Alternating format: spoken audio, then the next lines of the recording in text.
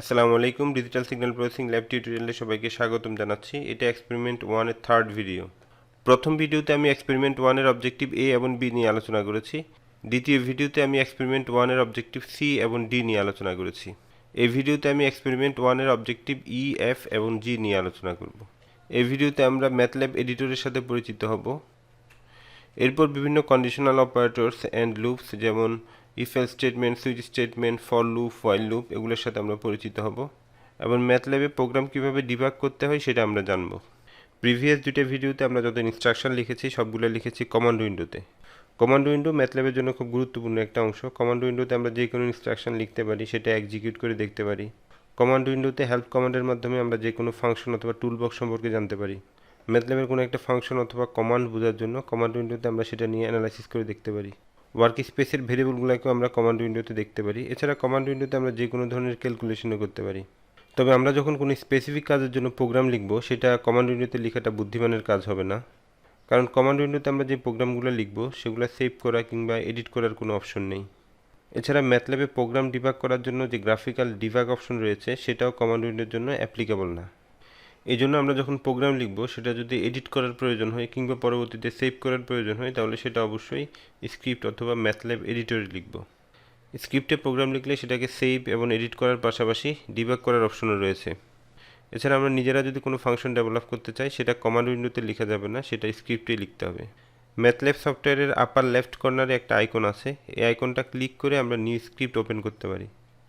ম্যাথল্যাব script অথবা এডিটরকে অনেক সময় এম ফাইল বলা হয়, কারণ ম্যাথল্যাব যখন স্ক্রিপ্টগুলো সেভ করে তখন .m এক্সটেনশনে সেভ করে।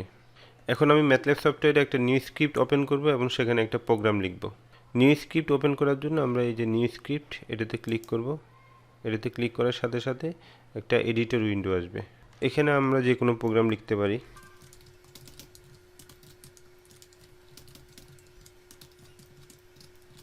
আমি এখানে যে ইনস্ট্রাকশনটা লিখেছি সেখানে একটা ভেক্টর হচ্ছে এ আর একটা ভেক্টর বি। এরপর এ আর বিকে এলিমেন্ট বাই এলিমেন্ট মাল্টিপ্লাই করে আরেকটা ভেক্টর জেনারেট করা হচ্ছে সি। এখন এই প্রোগ্রামটাকে চাইলে আমরা সেভ করে ফেলতে পারি। সেভ করার জন্য এখানে সেভ অপশনে যেতে পারি অথবা কন্ট্রোল এস প্রেস করলেও অপশনটা আসবে। এরপর এখানে আমরা যে কোনো একটা নাম দিয়ে দিব। সাপোজ আমি নাম দিলাম P1। তো এটা সেভ করার সাথে সাথে p1.m নামে কারেন্ট ডিরেক্টরিতে একটা ফাইল তৈরি হয়ে গেছে। এরপর এই প্রোগ্রামটাকে যদি আমরা রান করে দেখতে চাই, তাহলে এই যে রান বাটন প্রেস করলে এই প্রোগ্রামটা রান হয়ে যাবে। যে রান বাটন প্রেস করার সাথে সাথে এটা রান হয়ে গেল। এখানে যে এ বি সি তিনটে ম্যাট্রিক্স, সেগুলো এখন ওয়ার্ক স্পেসে দেখাচ্ছে। এরপর এই প্রোগ্রামটাকে রান করার জন্য আরেকটা অপশন আছে। আমরা চাইলে কমান্ড উইন্ডো থেকে এই প্রোগ্রামটাকে রান করতে পারি। সেক্ষেত্রে এই প্রোগ্রামের যে নাম সেটা যদি আমরা কমান্ড উইন্ডোতে লিখে দিই, যেমন এই প্রোগ্রামের নাম ছিল P1 লিখে যদি আমরা এন্টার প্রেস করি, তাহলে এই ইনস্ট্রাকশনগুলো এক্সিকিউট হয়ে যাবে। আবার আমরা যদি এভাবে প্রোগ্রামটাকে সিলেক্ট করি, সিলেক্ট করার পর রাইট বাটন ক্লিক করে এখানে ইভ্যালুয়েট সিলেকশন এটা প্রেস করি, তাহলেও প্রোগ্রামটা এক্সিকিউট হবে। স্ক্রিপ্টে আমরা যে ইনস্ট্রাকশনগুলো লিখব সেগুলো এক্সিকিউশন হওয়ার পরে রেজাল্ট দেখানোর যদি কোনো বিষয় থাকে, সেটা কমান্ড উইন্ডোতে দেখাবে। যেমন আমি যদি লিখি ডিস্প সি, এখানে ডিস্প হচ্ছে একটা ফাংশন। এই ফাংশনের মাধ্যমে আমরা যে কোনো নিউমেরিক ভেরিয়েবল অথবা স্ট্রিংকে আউটপুট উইন্ডোতে দেখাতে পারি। তো এই ইনস্ট্রাকশনটা লেখার পরে আমি যদি এখন আবার এই প্রোগ্রামটাকে এক্সিকিউট করি, আমরা এখানে দেখতে পাচ্ছি এখানে যে সি ভেরিয়েবলটা সেটা এখানে দেখাচ্ছে, কমান্ড উইন্ডোতে দেখাচ্ছে। ম্যাথল্যাবে আরও একটা স্ক্রিপ্ট অপশন রয়েছে যেটাকে বলা হয় লাইভ স্ক্রিপ্ট। নর্মাল যে স্ক্রিপ্ট আমরা দেখেছি সেখানে আমরা যে কোনো প্রোগ্রাম লিখতে পারি, চাইলে আমরা ওখানে কোনো কমেন্টও লিখতে পারি, তবে কমেন্ট লেখার সময় অবশ্যই %সাইন ইউজ করতে হবে। আর লাইভ স্ক্রিপ্টের ক্ষেত্রে আলাদা টেক্সট ফরম্যাটিং অপশন রয়েছে। সেখানে কোনো একটা কমেন্ট অ্যাড করতে চাইলে অথবা কোনো অ্যানালাইসিস লিখতে চাইলে আমাদেরকে %সাইন ইউজ করতে হবে না। এছাড়া লাইভ স্ক্রিপ্টে ইকুয়েশন লেখার অপশন আছে, ইমেজ অ্যাড করার অপশন আছে। তো এই দুটো অপশনের মধ্যে মূল পার্থক্য হচ্ছে আমরা যদি প্রোগ্রাম লিখতে চাই, সেটা অ্যানালাইসিস করতে চাই কিংবা ডিবাগ করতে চাই, সেক্ষেত্রে স্ক্রিপ্ট অপশনটা বেটার। আর আমরা যদি ম্যাথল্যাবে বিভিন্ন ধরনের প্রোগ্রাম লিখে সেই প্রোগ্রাম আউটকাম দিয়ে কোনো ডকুমেন্ট তৈরি করতে চাই এবং সেই ডকুমেন্ট কারোর সাথে শেয়ার করতে চাই, সেক্ষেত্রে লাইভ স্ক্রিপ্ট খুব চমৎকার একটা অপশন। যেমন এই কোর্সের বিভিন্ন ল্যাবের জন্য যে ল্যাব রিপোর্ট জমা দিতে হবে, সেই ল্যাব রিপোর্ট তৈরি করার জন্য আমরা এই অপশনটা ব্যবহার করতে পারি।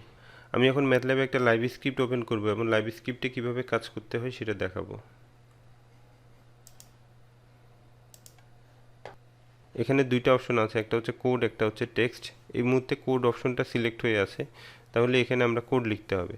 আর আমরা যদি এখানে টেক্সট লিখতে চাই তাহলে টেক্সট অপশনটা চুজ করব।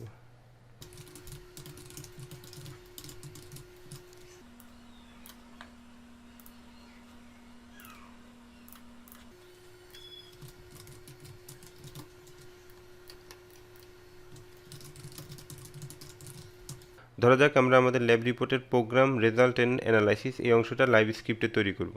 এজন্য আমি এখানে একটা টাইটেল দিলাম প্রোগ্রাম রেজাল্ট এন্ড অ্যানালাইসিস, আর একটা হেডিং দিয়েছি প্র্যাকটিস 1 ম্যাট্রিক্স মাল্টিপ্লিকেশন। এবার আমরা এখানে ম্যাট্রিক্স মাল্টিপ্লিকেশনের কোনো একটা এক্সাম্পল দিব। তো এই ক্ষেত্রে আমরা এখানে আর টেক্সট লিখব না, আমরা লিখব কোড। আমি কোড অংশটা সিলেক্ট করলাম।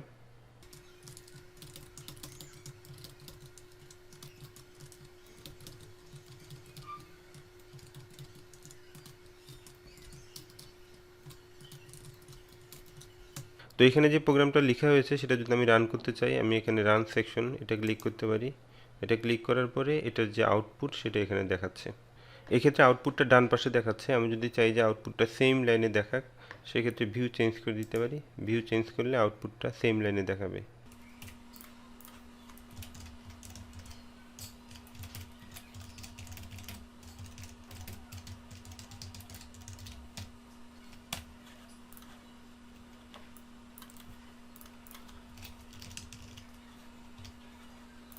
এরপর প্র্যাকটিস 2 নামে আমি একটি হেডিং দিয়েছি এলিমেন্ট বাই এলিমেন্ট মাল্টিপ্লিকেশন এবং এই রিলেটেড একটা কোড লিখেছি। এবার আমি যদি এই কোডটা এক্সিকিউট করতে চাই, আমি রান সেকশন এই অপশনে ক্লিক করব। তো এই অপশনে ক্লিক করার পর এখানে আউটপুটটা দেখাচ্ছে। এরপর চাইলে আমরা আরও অনেকগুলো প্রোগ্রাম লিখতে পারি। সেগুলোর সাথে যদি কোনো টাইটেল দেওয়ার দরকার হয় টাইটেল দিতে পারি, অথবা কোনো ছবি ইনসার্ট করার প্রয়োজন হলে ছবি ইনসার্ট করতে পারি। ফাইনালি এই লাইভ স্ক্রিপ্টকে আমরা ডকুমেন্ট হিসেবে সেভ করতে পারবো। আমরা যদি এখানে সেভ অপশনে যাই, এখানে এক্সপোর্ট টু পিডিএফ এই অপশনটা আছে। আমি এখানে ম্যাথল্যাবের যে ভার্সনটা ইউজ করছি সেটা হচ্ছে R2016A। ম্যাথল্যাবের যে লেটেস্ট ভার্সনগুলো আছে সেখানে কিন্তু সেভ করার আরও অনেকগুলো অপশন আছে, যেমন export to LaTeX, export to Word. এছাড়া ম্যাথল্যাবের লেটেস্ট ভার্সনগুলো লাইভ এডিটরে আরও অনেক অপশন আছে। তো এখানে আমি এক্সপোর্ট টু পিডিএফ এই ফাইলটা সেভ করছি। তো আমরা দেখতে পাচ্ছি কারেন্ট ডিরেক্টরিতে এটা সেভ হয়ে গেছে পিডিএফ ফাইল হিসাবে। এবার আমি এই ফাইলটা ওপেন করছি। আমরা এখানে দেখতে পাচ্ছি আমরা ওখানে যে প্র্যাকটিসগুলো করেছি সেটার একটা ডকুমেন্ট এখানে তৈরি হয়ে গেছে। তো এই প্রসেস ফলো করে ম্যাথল্যাবে কোনো প্রোগ্রাম এবং প্রোগ্রামের আউটপুট সহ যদি কোনো ডকুমেন্ট তৈরি করতে হয় সেটা আমরা তৈরি করতে পারি। এখন আমরা ম্যাথল্যাবে কীভাবে ইফ এলস স্টেটমেন্ট ইউজ করতে হয় সেটা দেখব। সি প্রোগ্রামিংয়ে আমরা যে ফরম্যাটে ইফ এলস স্টেটমেন্ট ইউজ করেছি ঠিক সেম ফরম্যাট অথবা সিনট্যাক্স অনুযায়ী আমরা ম্যাথল্যাবেও ইফ এলস স্টেটমেন্ট ইউজ করতে পারি। ইফ এলস স্টেটমেন্টের জন্য এখানে 4টা সিনট্যাক্স দেখানো হয়েছে। প্রথম সিনট্যাক্সে এখানে ইফ, তারপর একটা কন্ডিশন, এরপর এখানে ইনস্ট্রাকশন লিখতে হবে, তারপর এন্ড কিওয়ার্ডটা ইউজ করতে হবে। তো সি প্রোগ্রামিংয়ের সাথে এই সিনট্যাক্সের একটু পার্থক্য আছে। সি এর ক্ষেত্রে আমরা ইফ, এরপর এখানে একটা কন্ডিশন দিয়ে দিই। কন্ডিশন দেওয়ার পরে স্টেটমেন্টগুলো লিখি সেকেন্ড ব্র্যাকেটের ভিতরে। ম্যাথল্যাবের ক্ষেত্রে এখানে সেকেন্ড ব্র্যাকেট দেওয়ার দরকার নাই। ইফ আমরা কন্ডিশন দিব, দেওয়ার পরে স্টেটমেন্টগুলো লিখব এবং স্টেটমেন্টের শেষ বোঝানোর জন্য এখানে এন্ড কিওয়ার্ডটা ইউজ করব। এক্ষেত্রে আমরা যে কন্ডিশন দিব সেটা হবে কোনো নিউমেরিক অথবা লজিক্যাল টেস্ট, এবং কন্ডিশনগুলো দেওয়ার জন্য এখানে রিলেশনাল অপারেটর, লজিক অপারেটর এগুলো ইউজ করতে হয়। যেমন দুইটা সংখ্যা সমান কিনা এই ধরনের কন্ডিশন দেওয়ার জন্য এই সাইনটা ইউজ করতে হবে। দুইটা সংখ্যা আনইকুয়াল কিনা সেটা টেস্ট করার জন্য ইনইকুইটি সাইনটা দিতে হবে। এরপরে প্রথম সংখ্যাটা সেকেন্ড সংখ্যা থেকে গ্রেটার ইকুয়াল কিনা, অথবা প্রথম সংখ্যাটা সেকেন্ড সংখ্যা থেকে লেস ইকুয়াল কিনা, অথবা প্রথম সংখ্যা দ্বিতীয় সংখ্যা থেকে ছোট কিনা, প্রথম সংখ্যা দ্বিতীয় সংখ্যা থেকে বড় কিনা, এই ধরনের কন্ডিশন দেওয়ার জন্য আমরা এই অপারেটরগুলো ইউজ করব। কন্ডিশনের মধ্যে যদি আমরা একাধিক নিউমেরিক টেস্ট ইনভলভ করতে চাই সেক্ষেত্রে আমরা এই লজিক্যাল অপারেটরগুলো ইউজ করব। যেমন আমরা যদি কন্ডিশনে এরকম কিছু লিখতে চাই, দুইটা নিউমেরিক টেস্ট ট্রু হলে তারপরে এই ইনস্ট্রাকশনগুলো এক্সিকিউট হবে। সেক্ষেত্রে আমরা লিখতে পারি কন্ডিশন 1 and কন্ডিশন 2। এই অ্যান্ড অপারেটরের মাধ্যমে আমরা দুইটা কন্ডিশনকে লিঙ্ক করতে পারি, অর্থাৎ এই কন্ডিশন এবং এই কন্ডিশন এই দুইটা যদি ট্রু হয় তাহলে এখানে যে ইনস্ট্রাকশনগুলো লেখা হবে সেগুলো এক্সিকিউট হবে। সিনট্যাক্স 2তে এলস কিওয়ার্ডটা আছে, সিনট্যাক্স 1-এ এলস কিওয়ার্ড ছিল না। সিনট্যাক্স 2তে জাস্ট এই কন্ডিশন যদি ট্রু হয় তাহলে এই ইনস্ট্রাকশনগুলো এক্সিকিউট হবে, আর ফলস হলে ইনস্ট্রাকশনগুলো স্কিপ করে পরবর্তী লাইনে চলে যাবে।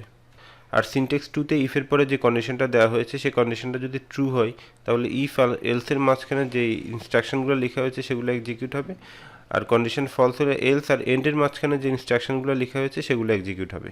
সিনট্যাক্স 3-তে আরেকটা কিওয়ার্ড ইউজ করা হয়েছে এলস ইফ। অনেকগুলা কন্ডিশন আলাদা আলাদাভাবে যদি টেস্ট করার প্রয়োজন হয় সেক্ষেত্রে আমরা এই সিনট্যাক্সটা ইউজ করতে পারি। এখানে ইফের পরে যে কন্ডিশনটা আছে সেটা যদি ট্রু হয় তাহলে এখানকার যে ইনস্ট্রাকশনগুলো আছে সেগুলো এক্সিকিউট হবে, আর এটা যদি ফলস হয় এই কন্ডিশনটা চেক করবে। এই কন্ডিশন যদি ট্রু হয় তাহলে এখানকার ইনস্ট্রাকশনগুলো এক্সিকিউট হবে, এই কন্ডিশন ফলস হলে পরবর্তী কন্ডিশনে চলে যাবে।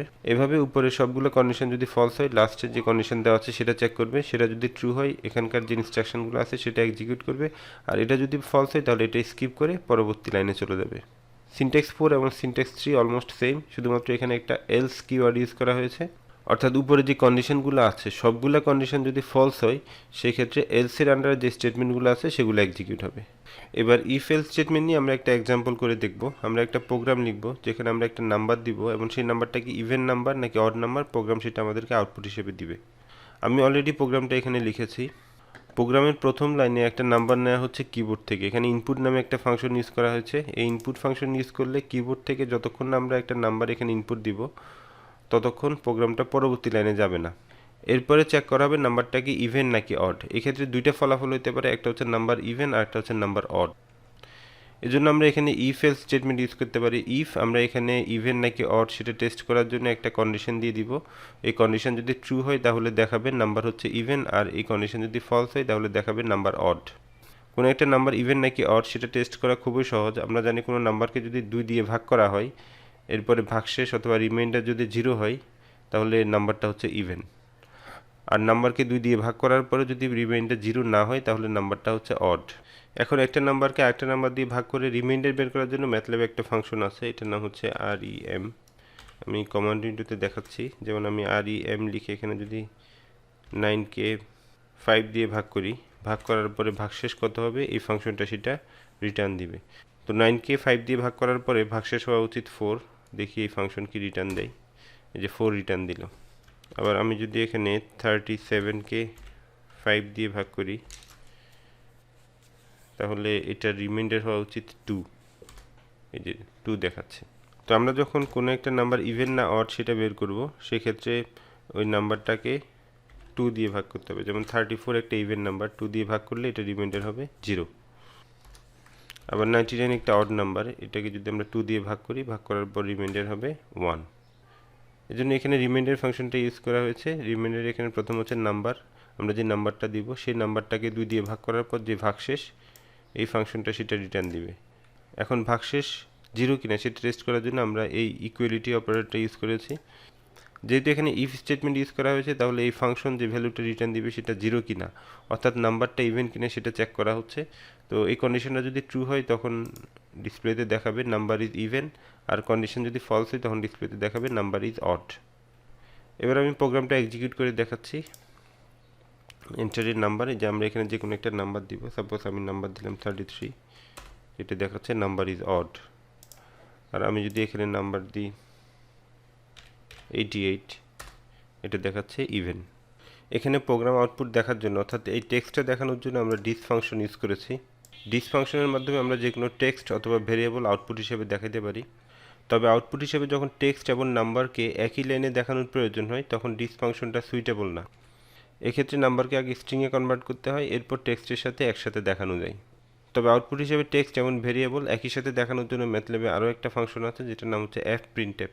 যেমন এখানে আউটপুট হিসেবে যে লাইনটা দেখাচ্ছে নাম্বার ইজ ইভেন, এখন আমরা যদি এখানে নাম্বারের পরিবর্তে এখানে যে নাম্বারটা দিচ্ছি সেটা দেখতে চাই, যেমন 88 ইজ ইভেন অথবা এখানে 33 ইজ অড, এভাবে যদি আমরা আনতে চাই সেক্ষেত্রে আমরা ডিস ফাংশন না লিখে fprintf ফাংশন লিখব।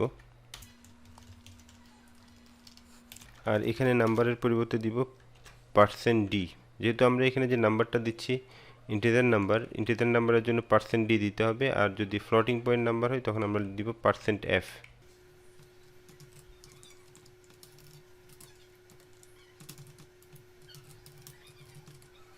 এই fprintf ফাংশনটা সিতে আমরা যে printf ফাংশন ইউজ করেছি ওইটার মতোই।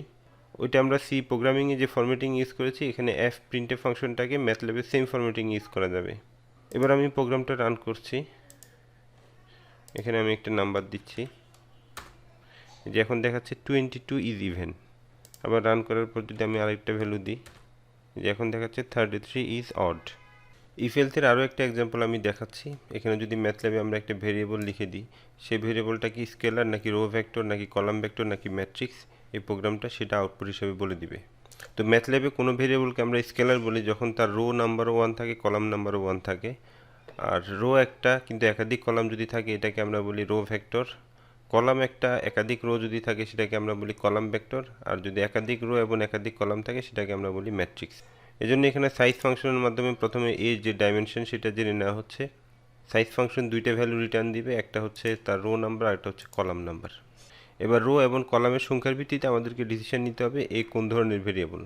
এজন্য আমরা ইফ এলস ইফ এই সিনট্যাক্সটা ইউজ করতে পারি। এখানে ইফ কন্ডিশনে আমরা প্রথমে বলে দিচ্ছি রো যদি 1 হয় এবং কলাম যদি 1 হয় সেই ক্ষেত্রে এটাকে স্কেলার হিসেবে দেখাবে। এরপরে এলস ইফ দিয়ে আমরা আরও একটা কন্ডিশন দিব, রো যদি 1 হয় এবং কলাম যদি 1 থেকে বড় হয়, অর্থাৎ একটা রো এবং একাধিক কলাম যদি হয় তখন এটা দেখাবে রো ভেক্টর। এরপর যদি একাধিক রো থাকে এবং কলাম যদি একটা হয় সেক্ষেত্রে এটাকে বলবে কলাম ভেক্টর।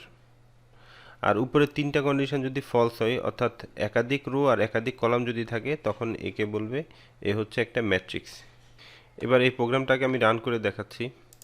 তো আউটপুটে দেখাচ্ছে রো ভেক্টর, কারণ এখানে যে এটা দেওয়া হয়েছে এটার মধ্যে একটা রো এবং দুইটা কলাম আছে, তাহলে এটা হবে একটা রো ভেক্টর। আমি যদি এটা চেঞ্জ করে দিই, এখন এটাতে দুইটা রো এবং দুইটা কলাম আছে। এবার যদি আমি রান করি, এই যে এখানে দেখাচ্ছে এ ইজ ম্যাট্রিক্স। আবার এখানে যদি শুধু একটা ভ্যালু দেওয়া হয়, যে দেখাচ্ছে এ ইজ স্কেলার। আমাদের এই এক্সপেরিমেন্টের আরেকটা অবজেক্টিভ ছিল ম্যাথল্যাবে কীভাবে ডিবাগিং করতে হয় সেটা সম্পর্কে জানা। এই প্রোগ্রামের মাধ্যমে ম্যাথল্যাবে কীভাবে ডিবাগ করতে হয় আমি সেটা দেখাবো। বোঝানোর সুবিধার জন্য আমি এই প্রোগ্রামের শেষে আরও কিছু ইনস্ট্রাকশন অ্যাড করছি।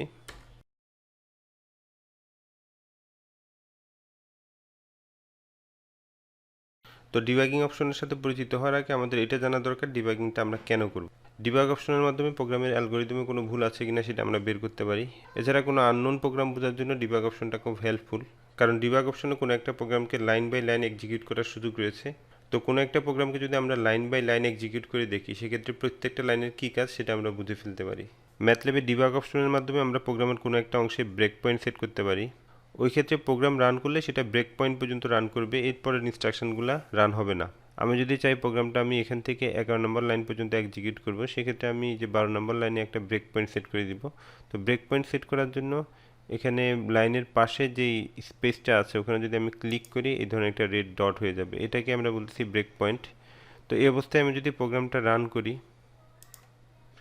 যে আমরা দেখতে পাচ্ছি এখানে এ ইজ স্কেলার এতটুকু দেখাচ্ছে, অর্থাৎ এখানে ইফ এলসের যে কন্ডিশনগুলো ছিল এগুলোই শুধু এক্সিকিউট হয়েছে, এরপরে যেগুলো ছিল সেগুলো এক্সিকিউট হয় নাই। আর ব্রেক পয়েন্ট রিমুভের জন্য আমরা যদি ব্রেক পয়েন্টের উপর আবার ক্লিক করি সেটা চলে যাবে। এখন ধরা যাক আমি 13 নাম্বার লাইন পর্যন্ত এক্সিকিউট করতে চাচ্ছি, তাহলে আমি 14 নাম্বার লাইনে একটা ব্রেক পয়েন্ট সেট করে দিলাম। এরপর যদি আবার রান করি, এই যে আমরা দেখতে পাচ্ছি এখানে ওয়ার্ক স্পেসে ক্যাপিটাল সি ক্যাপিটাল ডি এই ভেরিয়েবলগুলো দেখাচ্ছে, তার মানে হচ্ছে প্রোগ্রামটা আসলে এই লাইন পর্যন্ত এক্সিকিউট হয়েছে। এখন আমাদের মনে প্রশ্ন আসতে পারে ব্রেক পয়েন্টের মাধ্যমে কেন আমরা একটা প্রোগ্রামকে এভাবে পার্টলি এক্সিকিউট করব। এর কারণ হচ্ছে কোনো একটা প্রোগ্রামে যদি ভুল থাকে তাহলে আমরা এভাবে পার্ট বাই পার্ট এক্সিকিউট করে দেখতে পারি এবং যতটুকু অংশ এক্সিকিউট করব অতটুকু অংশের রেজাল্ট অ্যানালাইসিস করে ভুলটা কোথায় সেটা আইডেন্টিফাই করার চেষ্টা করতে পারি। এখানে প্রোগ্রামের ভুল বলতে আমি সিনট্যাক্স এরর, যেমন ভুল কিওয়ার্ড লেখা অথবা কোনো একটা ফাংশনের নাম ভুল লেখা অথবা ভুলভাবে কোনো একটা ভেরিয়েবল লেখা, এই জাতীয় ভুলের কথা বলছি না, কারণ এই জাতীয় সিনট্যাক্স এররগুলো কম্পাইলার নিজেই ডিটেক্ট করতে পারে, সেগুলো আমাদেরকে ডিটেক্ট করার প্রয়োজন নেই। ভুল বলতে আমি এখানে প্রোগ্রামের অ্যালগোরিদমে যে ভুল সেই ভুলের কথাই বলছি। এরপর কোনো প্রোগ্রামের প্রতিটা লাইন নিয়ে যদি আমরা অ্যানালাইসিস করতে চাই তাহলে ম্যাথল্যাবের ডিবাগ অপশনের মাধ্যমে আমরা প্রোগ্রামটাকে লাইন বাই লাইন এক্সিকিউট করে দেখতে পারি। তো প্রোগ্রামকে লাইন বাই লাইন এক্সিকিউট করার জন্য প্রোগ্রামের শুরুতে এই ধরনের একটা ব্রেক পয়েন্ট সেট করতে হবে, এরপর প্রোগ্রামটাকে রান করতে হবে। এখানে স্টেপ নামে একটা অপশন আছে, আমি যদি স্টেপ প্রেস করি তাহলে গ্রিন অ্যারোটা এখন যেই লাইনে আছে সেই লাইনটা এক্সিকিউট হবে। তো আমি এটা প্রেস করছি, এই যে এই লাইনটা এক্সিকিউট হয়ে গেল, ওয়ার্ক স্পেসে এ ভেরিয়েবলটা দেখাচ্ছে। এরপর যদি আমি আবার স্টেপ প্রেস করি তাহলে অ্যারো চিহ্নিত যে লাইনটা আছে সেই লাইনটা এক্সিকিউট হবে। এই যে এখানে আর এবং সি এই দুইটা ভেরিয়েবল ক্রিয়েট হয়ে গেল, অর্থাৎ এই লাইনটা এক্সিকিউট হয়েছে। এরপর আবার স্টেপ প্রেস করলে এই লাইনটা এক্সিকিউট হবে। তো এই লাইনে এক্সিকিউশন হওয়ার সময় এখানে এই কন্ডিশনটা টেস্ট করেছে, এখানে সি এর ভ্যালু হচ্ছে 1 আর এর ভ্যালু হচ্ছে 1। যেহেতু এই কন্ডিশনটা ট্রু, সুতরাং এই ইফের আন্ডারে যে ইনস্ট্রাকশন আছে এখন অ্যারোটা সেখানে চলে এসেছে, অর্থাৎ এবার যদি আমি স্টেপ প্রেস করি তাহলে এই ইনস্ট্রাকশনটা এক্সিকিউট হবে। তো এটা এক্সিকিউশন হওয়ার পরে যেহেতু এই কন্ডিশনগুলো চেক করার প্রয়োজন নাই, অ্যারোটা এখানে চলে এসেছে। আবার স্টেপ প্রেস করলে এই লাইনটা এক্সিকিউট হলো, এর পরের লাইন এক্সিকিউট হলো, এর পরের লাইন এক্সিকিউট হলো, এর পরের লাইন এক্সিকিউট হলো, এবং ফাইনালি যদি আমি আবার স্টেপ প্রেস করি তাহলে লাস্টের লাইনটা এক্সিকিউট হবে। এই যে লাস্টের লাইনটা এক্সিকিউট হয়ে গেল। এভাবে ডিবাগ অপশন ইউজ করে আমরা কোনো একটা প্রোগ্রামকে লাইন বাই লাইন অ্যানালাইসিস করতে পারি। এবার আমরা ম্যাথল্যাবে কীভাবে সুইচ স্টেটমেন্ট ইউজ করতে হয় সেটা দেখব। এটাই হচ্ছে ম্যাথল্যাবের সুইচ স্টেটমেন্টের সিনট্যাক্স। এখানে প্রথমে সুইচ কিওয়ার্ড ইউজ করতে হবে, এরপরে সুইচ এক্সপ্রেশন এখানে কোনো নিউমেরিক ভেরিয়েবল অথবা কোনো স্ট্রিং টাইপ ভেরিয়েবল হতে পারে। এরপর কেস কিওয়ার্ড লিখে এখানে কেস এক্সপ্রেশন দিতে হবে, আর এই কেসের আন্ডারে যে স্টেটমেন্ট অথবা ইনস্ট্রাকশনগুলো সেটা এখানে লিখে দিতে হবে। এই ধরনের অনেকগুলো কেস আমরা এখানে ইউজ করতে পারি। এখানে সুইচ এক্সপ্রেশনটা যে কেস এক্সপ্রেশনের সাথে মিলবে সেই কেস এক্সপ্রেশন স্টেটমেন্টগুলো এক্সিকিউট হবে, আর অন্য কেসের স্টেটমেন্ট অথবা ইনস্ট্রাকশনগুলোকে অ্যাভয়েড করে দেবে। আর যদি কোনো কেস এক্সপ্রেশনই সুইচ এক্সপ্রেশনের সাথে না মিলে সেই ক্ষেত্রে আদারওয়াইজের যে ইনস্ট্রাকশনগুলো আছে সেগুলো এক্সিকিউট হবে। এখানে সুইচ স্টেটমেন্টের একটা এক্সাম্পল আছে। প্রথম লাইনে ইনপুট ফাংশনের মাধ্যমে কিবোর্ড থেকে একটা ইনপুট নেওয়া হচ্ছে এবং সেটা n ভেরিয়েবলে রাখা হচ্ছে। এক্ষেত্রে সুইচ এক্সপ্রেশন হিসেবে n ভেরিয়েবলটাকে ইউজ করা হয়েছে, আর কেস এক্সপ্রেশনে আছে -1 0 1।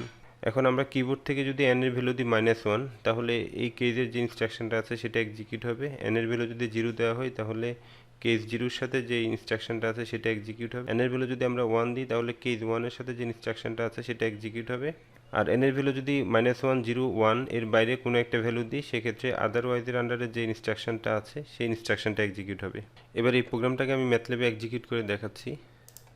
রান করার পরে এখানে নাম্বার দেওয়ার একটা অপশন এসেছে। আমি নাম্বারটা যদি দিই -1, তাহলে এখানে -1 এই লেখাটা দেখাচ্ছে, কারণ -1 কেজের আন্ডারে যে ইনস্ট্রাকশনটা ছিল সেটা এক্সিকিউট হয়েছে। এরপর যদি আমি আবার রান করে কোনো একটা নাম্বার দিলাম 9, সেক্ষেত্রে দেখাচ্ছে আদার ভ্যালু, অর্থাৎ আদারওয়াইজের আন্ডারে যে ইনস্ট্রাকশনটা ছিল সেটা এক্সিকিউট হয়েছে। এখানে সুইচ স্টেটমেন্টের আরও দুইটা এক্সাম্পল আছে। এক্সাম্পল 2তে এখানে এক্স নামে একটা রো ভেক্টর তৈরি করা হয়েছে। এরপরে প্লট টাইপ নামে একটা স্ট্রিং টাইপ ভেরিয়েবল আছে, সেখানে লেখা হয়েছে π3। সুইচের যে এক্সপ্রেশন সেটা হচ্ছে এই প্লট টাইপ ভেরিয়েবলটা। কেজ এক্সপ্রেশনে এখানে একটা স্ট্রিং লেখা হয়েছে বার। এই কেজের এক্সপ্রেশন হিসেবে এখানে লেখা হয়েছে দুইটা স্ট্রিং π3।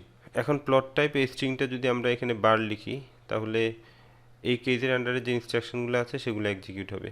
এক্ষেত্রে বার নামে একটা ফাংশন এখানে ইউজ করা হয়েছে। বার এক্স লিখলে এক্সের যে ডেটাগুলো আছে সেগুলো দিয়ে একটা বার গ্রাফ প্লট হবে। অর্থাৎ আমরা যদি এখানে প্লট টাইপ বার লিখি তাহলে এক্সের ডেটা দিয়ে একটা বার গ্রাফ প্লট করবে। আর প্লট টাইপ যদি আমরা পাই অথবা π3 লিখি তাহলে এই কেজের ইনস্ট্রাকশনগুলো এক্সিকিউট হবে। সেক্ষেত্রে π3 ফাংশনটা এক্সের ডেটাগুলো দিয়ে একটা পাই চার্ট ড্র করবে। আর এর বাইরে যদি কোনো স্ট্রিং এখানে দেওয়া হয় তাহলে আদারওয়াইজের যে ইনস্ট্রাকশনটা আছে সেটা এক্সিকিউট হবে। সুইচ স্টেটমেন্টের ক্ষেত্রে একটা বিষয় উল্লেখ করার প্রয়োজন, আমরা এখানে কেজের যে এক্সপ্রেশনগুলো ইউজ করব সেই এক্সপ্রেশনে কোনো ধরনের রিলেশনাল অপারেটর ইউজ করা যাবে না, অর্থাৎ গ্রেটার দেন অথবা লেস ইকুয়াল এই জাতীয় কোনো ধরনের অপারেটর আমরা ইউজ করতে পারবো না। এক্ষেত্রে একটা কেজ এক্সপ্রেশনে যদি আমাদেরকে একাধিক ভ্যালু দিতে হয় সেক্ষেত্রে আমরা সেকেন্ড ব্র্যাকেট দিয়ে ভ্যালুগুলো লিখে দিতে পারি। এবার আমরা ম্যাথল্যাবে কীভাবে ফর লুপ ইউজ করতে হয় সেটা দেখব। এটাই হচ্ছে ম্যাথল্যাবে ফর লুপের সিনট্যাক্স। এখানে ফর কিওয়ার্ড ইউজ করা হয়েছে, এরপরে একটা ইন্ডেক্স ভেরিয়েবল এবং ওই ইন্ডেক্স ভেরিয়েবলের ভ্যালুটা এখানে লিখে দিতে হবে। তারপর হচ্ছে ফরের আন্ডারে যে স্টেটমেন্টগুলো আছে সেগুলো লিখতে হবে। এরপরে হচ্ছে এন্ড কিওয়ার্ড। আর এই ফর লুপের ভিতরে যে স্টেটমেন্টগুলো আছে এগুলো কতবার এক্সিকিউট হবে সেটা ডিপেন্ড করবে এই ইন্ডেক্স ভেরিয়েবলের উপরে। এই ক্ষেত্রে ইন্ডেক্স ভেরিয়েবলকে আমরা এভাবে ডিফাইন করে দিতে পারি, initial value colon end value. এখানে একটা এক্সাম্পল আছে, ইন্ডেক্স ইকুয়ালস 0:10। কোলন অপারেটর সম্পর্কে আমরা অলরেডি জানি। আমরা যদি এভাবে লিখে দিই তাহলে ইন্ডেক্সের ভ্যালু হবে 0 থেকে 1 ইনক্রিমেন্টে 10 পর্যন্ত, অর্থাৎ ইন্ডেক্স ভেরিয়েবলে টোটাল 11টা ভ্যালু থাকবে। তো ইন্ডেক্সের লেন্থ যেহেতু 11, সেক্ষেত্রে এখানে যে স্টেটমেন্টগুলো আছে এগুলো টোটাল 11 বার এক্সিকিউট হবে। আবার ইন্ডেক্সের ভ্যালুটা আমরা এভাবেও ডিফাইন করতে পারি, ইনিশিয়াল ভ্যালু এখানে একটা স্টেপ সাইজ দিয়ে দিব, এরপর হচ্ছে এন্ড ভ্যালু। তাহলে ইনিশিয়াল ভ্যালু থেকে এই স্টেপ সাইজে এন্ড ভ্যালু পর্যন্ত ইন্ডেক্সের যে কয়টা ভ্যালু থাকবে ঠিক তত সংখ্যকবার ফর লুপের আন্ডারে যে স্টেটমেন্টগুলো আছে সেগুলো এক্সিকিউট হবে। এখন ম্যাথল্যাবে আমি একটা ফর লুপ লিখেছি। এখানে i এর ভ্যালু দিয়েছি আমি 0 থেকে 10 পর্যন্ত। তো i এর ভ্যালু যদি 0 থেকে 10 পর্যন্ত হয় এখানে টোটাল 11টা ভ্যালু থাকবে। সুতরাং এই ক্ষেত্রে ফরের ভিতরে যে ইনস্ট্রাকশন আছে সেটা 11 বার এক্সিকিউট হওয়ার কথা। আর ফরের ভিতরে আমি যে ইনস্ট্রাকশনটা লিখেছি fprintf, এখানে %di অর্থাৎ এখানে i ভেরিয়েবলটা দেখাবে, আর this is a for loop এই স্টেটমেন্টটা দেখাবে। বোঝানোর সুবিধার জন্য আমি এই প্রোগ্রামটাকে সিঙ্গেল স্টেপ এক্সিকিউট করে দেখাবো। আমি এখানে একটা ব্রেক পয়েন্ট দিচ্ছি, এরপর রান দিলাম। রান দেওয়ার পর এবার আমি সিঙ্গেল স্টেপ এক্সিকিউট করব। আমি এখানে স্টেপ প্রেস করলাম। স্টেপ প্রেস করার পরে এখানে দেখাচ্ছে i ভ্যালুটা হচ্ছে 0, এটা একবার এক্সিকিউট হলো। এরপর আবার ফর লুপের যে স্টেটমেন্ট আছে সেখানে এসেছে, এখানে i এর ভ্যালু হয়ে গেছে 1। এরপর এটা আবার এক্সিকিউট হলো, তারপর আবার প্রেস করলে এখানে i এর ভ্যালু হয়ে গেছে 2, এটা আবার এক্সিকিউট হচ্ছে। এভাবে যদি আমি বারবার স্টেপ প্রেস করতে থাকি তাহলে আমরা দেখব i এর ভ্যালুটা এখানে বেড়ে যাচ্ছে। এই যে i এর ভ্যালু এখানে 8 হয়ে গেছে এখন, তারপর i এর ভ্যালু 9 হলো, তারপর i এর ভ্যালু 10 হয়ে গেছে। এবার আবার এক্সিকিউট হবে, এরপর যদি স্টেপ দেওয়া হয় তাহলে এটা শেষ হয়ে গেছে। তো কমান্ড উইন্ডোতে আমরা দেখতে পাচ্ছি এই লুপটা 0 থেকে 10 পর্যন্ত অর্থাৎ টোটাল 11 বার এক্সিকিউট হয়েছে। এবার আমরা ফর লুপের একটা এক্সাম্পল করে দেখব, ফাইন্ডিং এভারেজ অফ নাম্বারস। এই প্রোগ্রামের শুরুতে সিএলসি কমান্ডটা ইউজ করা হয়েছে, অর্থাৎ কমান্ড উইন্ডোকে ক্লিয়ার করে দিবে, ক্লিয়ার অল ওয়ার্ক স্পেসের সব ভেরিয়েবলকে ক্লিয়ার করে দিবে। ডিস ফাংশনের মাধ্যমে ফাইন্ড এভারেজ এই লেখাটা দেখাবে। এরপরে ইনপুট ফাংশনের মাধ্যমে কিবোর্ড থেকে একটা ভ্যালু নেওয়া হবে যেটা n এ রাখা হচ্ছে, আর এই ভ্যালুটা ইন্ডিকেট করছে হাউ মেনি নাম্বারস, অর্থাৎ আমরা কয়টা নাম্বারের অ্যাভারেজ বের করতে চাচ্ছি। এরপরে ফরের ইন্ডেক্স হিসেবে এখানে ইউজ করা হয়েছে i ইকুয়ালস 1 to n পর্যন্ত, অর্থাৎ আমরা যে কয়টা নাম্বারের অ্যাভারেজ বের করতে চাচ্ছি ফর লুপটা ঠিক অত সংখ্যকবার এক্সিকিউট হবে। তো ফর লুপের আন্ডারে যে ইনস্ট্রাকশনগুলো আছে সেখানে ইনপুট ফাংশনটা ইউজ করা হয়েছে, যেহেতু আমরা বলেছি n সংখ্যক নাম্বারের অ্যাভারেজ বের করতে হবে, তাহলে n সংখ্যক নাম্বারটা এখানে কিবোর্ড থেকে ইনপুট নেবে এবং নাম্বারগুলোর ইন্ডেক্স হবে 1 থেকে n পর্যন্ত। এরপরের ইনস্ট্রাকশনের মাধ্যমে আমরা এখানে কিবোর্ড থেকে যে নাম্বারগুলো দিব সেই নাম্বারগুলো সাম করে ফেলবে। শুরুতে এখানে সাম ভেরিয়েবলটাকে 0 রাখা হয়েছে। তো প্রথমবার যখন i ইকুয়ালস 1 হবে তখন সাম ইকুয়ালস হবে 0 প্লাস নাম্বার 1, অর্থাৎ প্রথম নাম্বারটা যোগ করবে সেটা সাম ভেরিয়েবলে রাখবে। পরবর্তীতে যখন i সমান 1 হবে তখন সেকেন্ড নাম্বারটা কিবোর্ড থেকে নিবে এবং সেকেন্ড নাম্বারটা আগে যে সামটা ছিল তার সাথে অ্যাড করে ফেলা হবে। এভাবে ফর লুপটা যখন শেষ হবে তখন যে নাম্বারগুলো আমরা দিয়েছি সবগুলো নাম্বারের সামেশন এই সাম ভেরিয়েবলে থাকবে। এরপর f প্রিন্টএফ ফাংশনের মাধ্যমে আমরা দ্য অ্যাভারেজ ইজ এখানে সামকে n দিয়ে ভাগ করে যে ভ্যালুটা পাচ্ছি সেটা আমরা এখানে দেখাচ্ছি। এবার আমি এই প্রোগ্রামটা ম্যাথল্যাবে রান করে দেখাচ্ছি। তো রান করানোর পরে এখানে হাউ মেনি নাম্বারস, আমরা কয়টা নাম্বারের অ্যাভারেজ বের করতে চাই সেটা এখানে লিখে দিব। ধরা যাক আমরা 5টা নাম্বারের অ্যাভারেজ বের করতে চাই, তাহলে এখানে লিখলাম 5। এবার 5টা নাম্বার আমরা কিবোর্ড থেকে দিয়ে দিব। আমি ধরলাম একটা নাম্বার দিলাম 10, একটা 20, একটা 30, একটা 40, একটা 50। এই যে আমি এখানে যে নাম্বারগুলো দিলাম সেই নাম্বারের অ্যাভারেজ এখানে দেখাচ্ছে। এই প্রোগ্রামটাকে আরও ভালোভাবে বোঝার জন্য আমরা এটাকে ডিবাগ করে দেখতে পারি। আমি এখানে একটা ব্রেক পয়েন্ট অ্যাড করছি, এরপর যদি রান করি এবার আমরা সিঙ্গেল স্টেপ এক্সিকিউট করে দেখতে পারবো। তো প্রথমে এই লেখাটা দেখাচ্ছে ফাইন্ড অ্যাভারেজ, এরপর কিবোর্ড থেকে একটা নাম্বার ইনপুট চাচ্ছে, আমি নাম্বারটা দিলাম 3, অর্থাৎ আমি 3টা নাম্বারের অ্যাভারেজ বের করতে চাচ্ছি। এরপর আবার সিঙ্গেল স্টেপ প্রেস করলাম, এখন এটা ফর লুপে এসেছে। তো ফর লুপের প্রথম এই লাইনটা এক্সিকিউট হবে, এই লাইনটা এক্সিকিউট হওয়ার পরে এখানে একটা ভ্যালু চাচ্ছে, তো ভ্যালুটা আমি দিলাম 5 দিয়ে এন্টার প্রেস করলাম। এরপরে এই লাইনটা এক্সিকিউট হবে, এই লাইনের কাজ হচ্ছে সাম প্লাস নাম্বার i, এখানে নাম্বার i যেহেতু 0 নাম্বার 0, অর্থাৎ প্রথম যে নাম্বারটা দিয়েছি এটাই হচ্ছে নাম্বার 0, তাহলে 5 প্লাস 0 এটা অ্যাড করবে, অ্যাড করে সেটা আবার সামে রাখবে। তো আমরা এখানে দেখতে পাচ্ছি সাম ভ্যালুটা হয়ে গেছে 5, যেহেতু আমরা এখানে 5 দিয়েছি তাহলে 5 প্লাস 0 এটা হচ্ছে 5। আর এখানে i এর ভ্যালু হচ্ছে 1, তো i এর ভ্যালু হচ্ছে n পর্যন্ত, n এর ভ্যালু যেহেতু 3 তাহলে এটা 1 to 3 পর্যন্ত এই ইনস্ট্রাকশনগুলো এক্সিকিউট করবে। তো আবার সিঙ্গেল স্টেপ প্রেস করলে এই লাইনে চলে আসলো। এই লাইনটা এক্সিকিউট হওয়ার পর আবার এখানে আমি একটা নাম্বার দিতে হবে, আমি ধরলাম নাম্বারটা দিচ্ছি আমি 8 দিয়ে এন্টার প্রেস করলাম। এন্টার প্রেস করার পরে এখানে যে নাম্বারের যে প্রথম ভ্যালুটা ছিল 5, যে সেকেন্ড ভ্যালুটা হয়ে গেছে এখন 8। তো এবার আগের সামেশনের সাথে এই নাম্বারটা অ্যাড হয়ে যাবে, আগের সামেশন ছিল 5 আর এখন হচ্ছে 8, তাহলে 8 প্লাস 5 এটা হবে 13। আবার সিঙ্গেল স্টেপ প্রেস করার পরে যে সাম হয়ে গেছে 13। এরপরে i এর ভ্যালু হচ্ছে 2, সুতরাং এই লুপটা আরও একবার এক্সিকিউট হবে। আমি আবার সিঙ্গেল স্টেপ প্রেস করলাম, প্রেস করার পরে এই লাইনটা এক্সিকিউট হচ্ছে, আমাকে আরও একটা নাম্বার দিতে হবে, আমি ধরলাম নাম্বারটা দিচ্ছি আমি 7। এই যে 7 দেওয়ার পরে এই যে নাম্বার অ্যারেতে আরও একটা নাম্বার এখানে 7 অ্যাড হয়ে গেছে। এবার এই লাইনটা এক্সিকিউট হবে, অর্থাৎ আগের যে সামেশন ছিল সেটা ছিল 13 এর সাথে এখন 7 অ্যাড হলে এটা হবে 20, এই যে 20 হয়ে গেল। এরপরে লুপ থেকে বের হয়ে গেছে। এখন এখানে সামের ভ্যালু যেহেতু 20কে n দিয়ে ভাগ করবে, অর্থাৎ n ছিল 3, 20কে 3 দিয়ে ভাগ করে অ্যাভারেজটা এখানে দেখাবে, এই যে অ্যাভারেজটা এখানে দেখাচ্ছে। এবার আমরা ম্যাথল্যাবে কীভাবে হোয়াইল লুপ ইউজ করতে হয় সেটা দেখব। এটা হচ্ছে ম্যাথল্যাবে হোয়াইল লুপের সিনট্যাক্স। হোয়াইল, এখানে একটা এক্সপ্রেশন দিতে হবে, আর এখানে স্টেটমেন্ট লিখতে হবে, লাস্টে এন্ড কিওয়ার্ডটা দিতে হবে। তো এখানে যে এক্সপ্রেশনটা দেওয়া হবে, এই এক্সপ্রেশনটা যতক্ষণ পর্যন্ত ট্রু হবে, হোয়াইলের ভিতরে যে স্টেটমেন্টগুলো আছে অতক্ষণ পর্যন্ত স্টেটমেন্টগুলো এক্সিকিউট হবে। আমি ম্যাথল্যাবে একটা প্রোগ্রাম লিখেছি হোয়াইল 1, আর এখানে একটা ইনস্ট্রাকশন লিখেছি, এরপর হচ্ছে এন্ড কিওয়ার্ড।